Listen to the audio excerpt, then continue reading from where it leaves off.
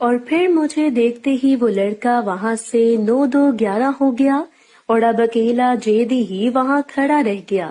پتہ نہیں کیوں جیدے کو دیکھ کر مجھے کچھ ہونے لگا۔ میں اس کے پاس گئی، اس سے پہلے میں بولتی وہ مجھ سے بولا، بی بی جی آپ کو ایک بات بتاؤں؟ تو میں نے اس سے کہا بولو۔ تو وہ کہنے لگا آپ کو پتا ہے کہ یہ جو لڑکا یہاں کھڑا تھا کون ہے؟ تو میں نے نفی میں سر ہلا دیا۔ تو وہ مجھ سے کہنے لگا بی بی جی یہ لڑکا ایک بہت بڑے زمیندار کا اکلوتا بیٹا ہے۔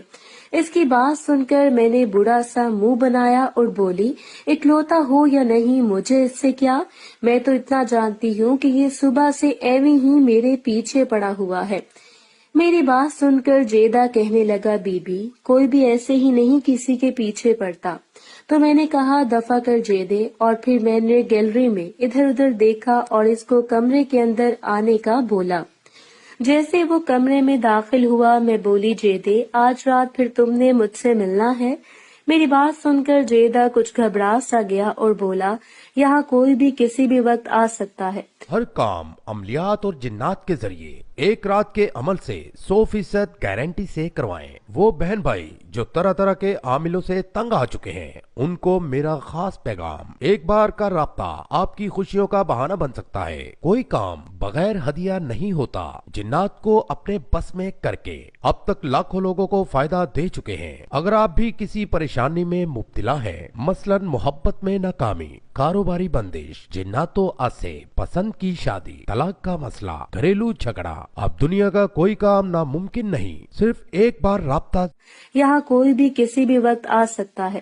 اور کہنے لگا بی بی جی اس انجان جگہ پر ہم کیسے مل سکتے ہیں؟ تو میں نے کہا یہ انجان جگہ نہیں ہے اور تم نے مجھ سے ضرور ملنا ہے۔ تو وہ بولا ایک تو تم بچوں کی طرح ہر بات میں بڑی ضد کرتی ہو، پھر بولا لیکن اس دفعہ تم نے مجھے بتانا ہے کہ میں نے تمہارے ساتھ کہاں جانا ہے، اور پھر باہر چلا گیا۔ کچھ دیر بعد میں بھی اس کے پیچھے پیچھے باہر آ گئی اور لان کی طرف بڑھنے لگی تو اچانک ایک خوبصورت سی خاتون نے میرا رستہ روک لیا اور بولی کیسی ہو ہما؟ میں نے اس کی طرف دیکھا لیکن پہچان نہ پائی، تاہم میں نے بڑی خوش اخلاقی سے اس کی باتوں کا جواب دیا اور پھر اس خاتون سے ایکسکیوز کرتے ہوئے اماں کی طرف چلی گئی، جہاں اماں ایک اجنبی خاتون کے ساتھ بڑی ہنس ہنس کر باتیں کر رہی تھی۔ جیسے میں وہاں پہنچی تو اماں نے میری طرف دیکھتے ہوئے کہا ہما بیٹی خالہ کو سلام کرو۔ تو میں نے اس خاتون کو بڑے ادب سے سلام کیا اور ایک طرف بیٹھ گئی۔ وہ دونوں باتیں کر رہی تھیں کہ مجھے عظمیٰ باجی نے آواز دے کر اپنے پاس بلا لیا اور بڑے معنی خیز لہجے میں کہنے لگی کیسی لگی میڈم؟ تو میں نے عظمیٰ باجی کی طرف سوالیہ نظروں سے دیکھتے ہوئے کہا کیا مطلب ہے جی آپ کی بات کا؟ تو وہ ہنستے ہوئے بولی ابھی پتہ چل جائے گا بچہ، اور چپ ہو گئی۔ اب میرے دل میں اس بات کی خطبت شروع ہو گئی کہ یہ ماجرا کیا ہے، لیکن کچھ سمجھ میں نہ آیا۔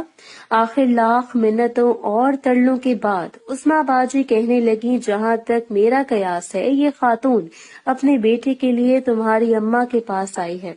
عظمیٰ باجی کی بات سن کر میں تو ہکا بکا رہ گئی اور حیرت کے مارے میرا منہ کھلے کا کھلا رہ گیا اور میں کبھی عظمیٰ باجی کی طرف اور کبھی اس خاتون کی طرف دیکھنے لگی۔ مجھے یوں حیران ہوتا دیکھ کر عظمیٰ باجی گنگنانے لگی چھوڑ بابل کا گھر تم کو پیا جی کے گھر ایک روز جانا پڑے گا۔ ادھر میں بڑی حیرانی سے سوچ رہی تھی کہ آخر یہ ماجرا کیا ہے۔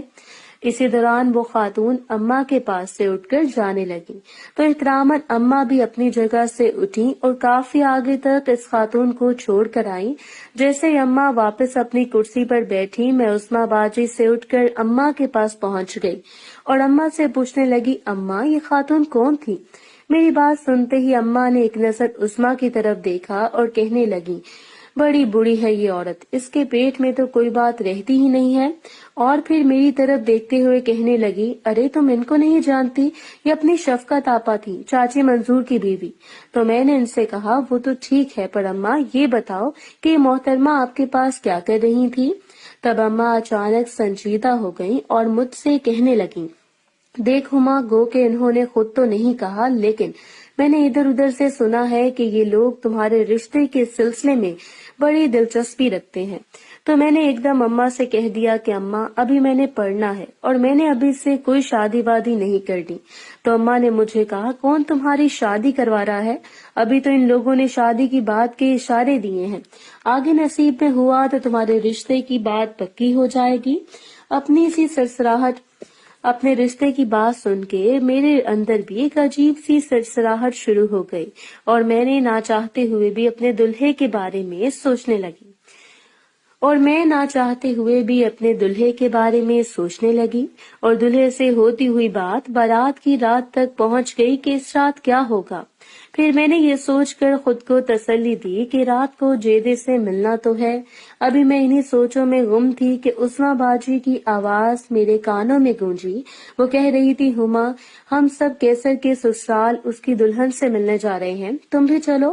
اور میں نہ چاہتے ہوئے بھی ان لوگوں کے ساتھ چل پڑی۔ کیسر بھائی کے سسرال کا گھر وہاں سے تھوڑا ہی دور تھا۔ میں عثما اور 3-4 اور خواتین ان کے گھر چلے گئے۔ دلہن کے گھر کے بڑے لوگ یعنی کہ اس کے ماں باپ اور بڑے تو ظاہر ہے کہ ماجد بھائی کی کوٹھی میں تھے۔ شازمہ بابی کے گھر میں اس کی قریبی دوست اور رشتہ دار خواتین بیٹھی ہوئی تھی۔ میں خواتین کو لیے ہوئے سیدھا ہال میں چلی گئی جہاں دلہن درمیان میں اور باقی لڑکیاں اس کے آس پاس بیٹھی ہوئی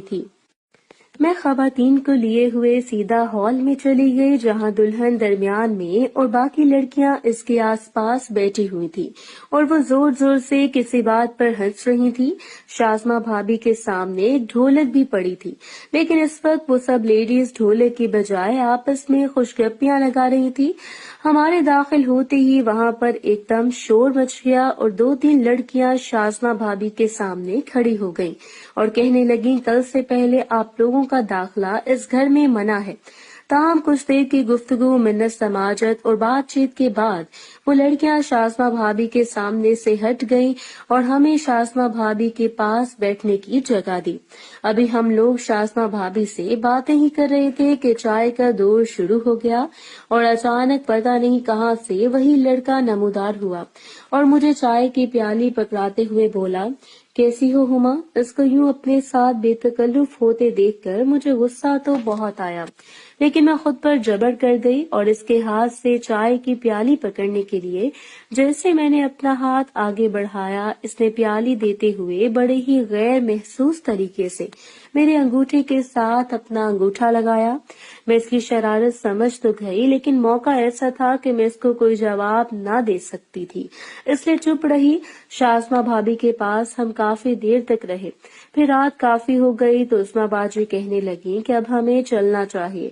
ان لوگوں نے ہمیں روکنے کی کافی کوشش کی، لیکن ہم لوگ وہاں نہ کہہ کر جب واپس آنے لگے تو ان میں سے 2-3 خواتین اور وہی لڑکا ہمیں چھوڑنے کے لیے ماجد بھائی کی کوٹھی تک آیا۔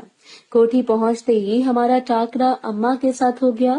وہ ہمارا ہی انتظار کر رہی تھیں اور انہوں نے ہمیں اپنے اپنے کمروں کا بتایا اور سونے کی تاکید کرتے ہوئے خود وہاں سے چلی گئیں۔ اپنے کمرے میں پہنچتے ہی میں نے اپنا بیگ کھولا اور رات کے پہننے والے کپڑے نکال لیے اور پھر کپڑے تبدیل کرنے کے لیے جیسے ہی واش روم کی طرف بڑھی تو وہاں خواتین کی لمبی قطار کو دیکھ کر میں وہاں سے باہر آ گئی اور کوئی اور کمرہ دیکھنے لگی، لیکن اتفاق سے میں جس کمرے میں بھی جھانک کر دیکھا اسے ہاؤس فل ہی پایا اور پھر میں وہاں سے آگے چلی جاتی۔ اس طرح چلتے چلتے میں گیلری کے آخری سرے تک پہنچ گئی۔ یہاں پہنچ کر میری نظر ایک چھوٹی سی دیوار پر پڑی اور میں بلا سوچے ہی اس میں چلی گئی۔ یہاں پہنچ کر میری نظر ایک چھوٹے سے دروازے پر پڑی اور میں بلا سوچے اس میں چلی گئی۔ یہ ایک چھوٹا کمرہ تھا جس میں سرخ رنگ کا قالین بچھا ہوا تھا اور اس کمرے میں 2-3 کرسیاں اور وکٹورین سٹائل کے 2 سنگل سیٹر صوفے ایک طرف پڑے تھے، جبکہ ان کے بالکل سامنے 2 ٹریل سیٹر صوفے پڑے تھے اور دیواروں پر بھاری پردے لگے ہوئے تھے۔ میں نے ان پردوں کو ہٹا کر دیکھا تو یہ کھڑکیاں تھی جو کہ باہر لان کی طرف کھلتی تھی۔ کمرے کا جائزہ لیتے ہوئے مجھے ان کی سیٹنگ کی بالکل کوئی سمجھ نہ آئی اور میں نے ایک نظر کمرے کی طرف دیکھا اور جلدی سے چینج کر کے باہر نکل آئی اور اپنے کمرے کی طرف جانے لگی۔ راستے میں اچانک مجھے خیال آیا اور میں دوبارہ بھاگتی ہوئی اس کمرے کی طرف چلی گئی اور اب ایک نئے اینگل سے اس کا جائزہ لینے لگی، اور مجھے یہ کمرہ اپنے کام کے لیے نہایت مناسب